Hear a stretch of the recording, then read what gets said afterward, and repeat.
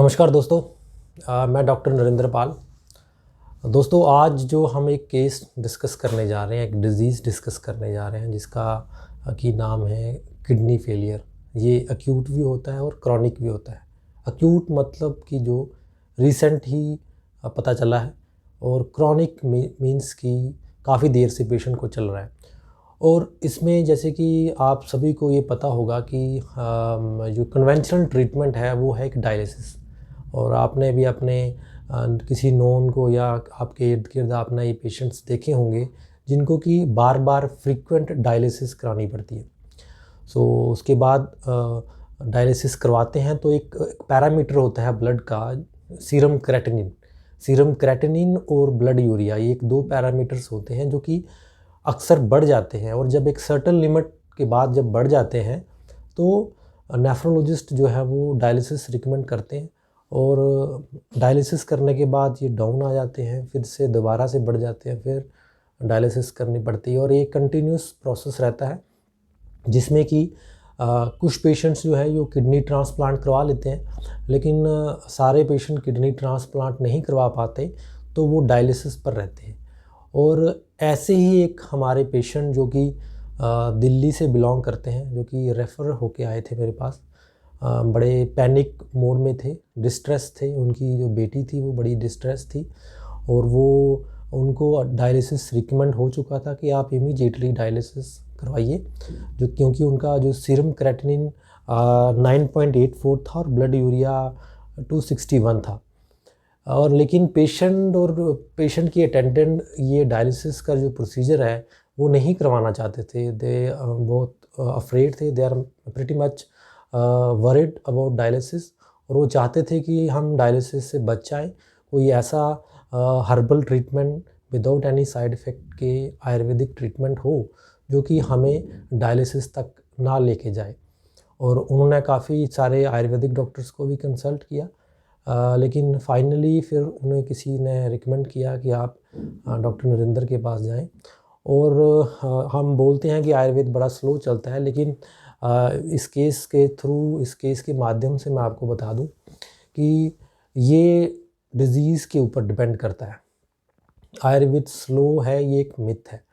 अब इस केस में ही आप देख लो कि जब पेशेंट हमारे पास आए तो 9.84 उनका सीरम क्रेटिनिन था, और ब्लड यूरिया था वो 261 था, और बिल्कुल डायलिसिस के लिए रिकमेंड था पेशेंट।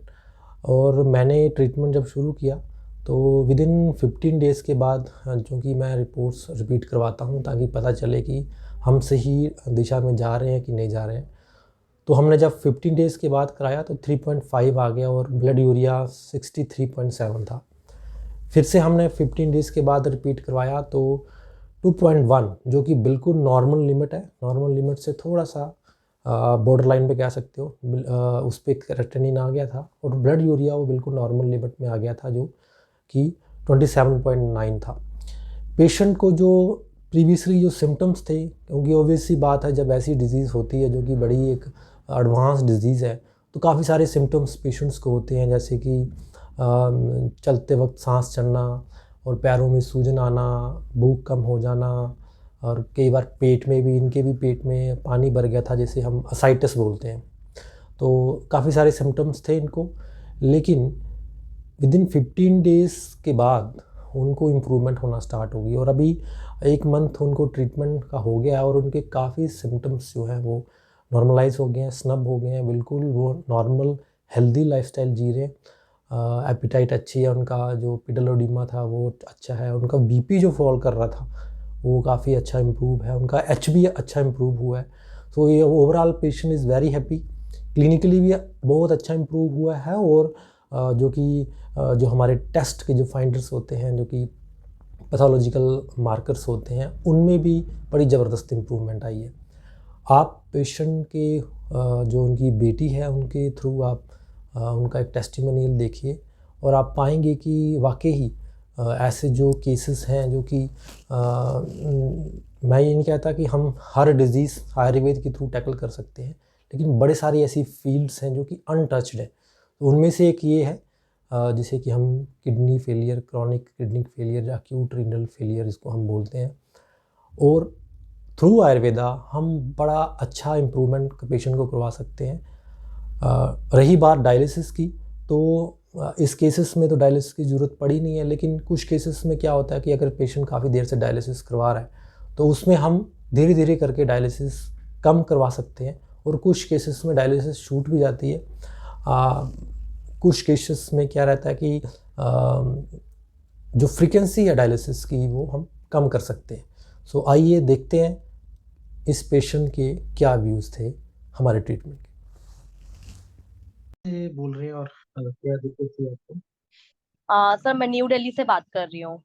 हम्म। तो आपके पापा जी को इनको क्या दिक्कत हुई थी? पापा को एक्चुअल में किडनी में इन्फेक्शन आया था, जैसे मैंने आपको बताया था कि कैरेटिन लेवल उनका 9 पॉइंट चला गया था। जब मैंने आपसे कंसर्न किया था, एक्चुअल में मुझे रेफर अच्छा। किया था डॉक्टर ने, जो दिल्ली हाँ में हाँ थे, तो हाँ। उन्होंने आपके पास मुझे रेफर किया था। तो ठीक जब है। आपके पास मैंने आई थी तो कैरेटिन लेवल 9 पर था, जब हम्म। लास्ट मंथ मेरी मेडिसिन स्टार्ट होने से पहले। अच्छा। ठीक है। तो उसके बाद फिर हमने रिपीट करवाया था, आई थिंक 14 डेज के बाद। अ, हाँ जी। अब तब कितना रह गया था? जब आपने दोबारा से रिपीट करवाया था आफ्टर 15 डेज, तो 3.5 पर था सर। ठीक है। फिर हमने दोबारा से रिपीट करवाया 15 डेज के बाद, तो अभी लेटेस्ट रिपोर्ट क्या है, उसमें कितना है? 2.1। 2.1। ठीक है। हाँ बढ़िया, जी। बहुत अच्छी इम्प्रूवमेंट है। तो और पेशेंट कैसा फील कर रहे हैं पहले से और अभी? सर पेशेंट काफी अच्छा फील कर रहे हैं, क्योंकि अच्छा ऑब्वियस सी फील। बात है कि मतलब उनकी हाँ बॉडी में पहले जैसा उनको फील हो रहा है, कि मतलब हाँ। एनर्जी भी है। और अभी हम्म, मतलब काफी मतलब जब से आपकी मेडिसिन लेना एक्चुअल चालू करी है, तो जब से मैंने हम्म, इनको बीपी की भी दवाई बंद कर दी, क्योंकि पहले उससे पहले बीपी भी बहुत डाउन जा रहा था। तो अभी बीपी हाँ। भी कंट्रोल है, और दवाई भी नहीं ले रहे हैं, कुछ भी नहीं ले रहे हैं, बस मतलब इसी मेडिसिन पर है। और हम्म। मतलब अच्छा फील कर रहे हैं। और इनका डायलिसिस के लिए बोला था ना, डायलिसिस के लिए? हाँ, डायलिसिस के लिए बोला था सर। चलो बढ़िया है। अभी तो नहीं जरूरत है उसकी डायलिसिस की ना। हाँ, तो जब मैंने आपको कॉल किया था, मतलब आपसे आपके जब मैं आपके पास आई थी उससे बिफोर 1 डे, जब हम्म, पहले मैंने प्राइवेट हॉस्पिटल में ही कंसर्न किया था, जब 9 पॉइंट था, तो उन्होंने हम्म, डायलिसिस के लिए रेफर कर दिया था। तो फिर मैंने वहां हम्म, मना कर दिया था जहां पर इनका गवर्नमेंट में हो रहा था। फिर वहां हम्म, गई थी मैं, तो उन्होंने भी डायलिसिस के लिए रेफर किया था कि मतलब पेशेंट की यही कंडीशन है कि अभी डायलिसिस ही होगा उनको। तो हम्म, फिर मतलब फिर मैंने कंसर्न किया आयुर्वेदिक में। फिर हम्म, उन्होंने भी मुझे बोला कि हम ये नहीं कर सकते हैं, आप आपके पास मुझे रेफर किया कि इस मतलब जिस अभी जो स्टेट है, क्योंकि कैरेटिन लेवल बहुत ज्यादा बढ़ गया, तो मैं इसको नहीं कर हम्म, पाऊंगा। तो उन्होंने फिर हम्म, मुझे लास्ट मोमेंट पे आपके पास रेफर किया था, तो फिर मेरी हम्म। मेडिसिन आपके यहाँ से ही चालू हुई थी सर। चलो ठीक है, बढ़िया, अच्छा है। काफी अच्छी हाँ जी। इम्प्रूवमेंट है ये पेशेंट को, अभी इसको कंटिन्यू करना है। ठीक है। हाँ जी।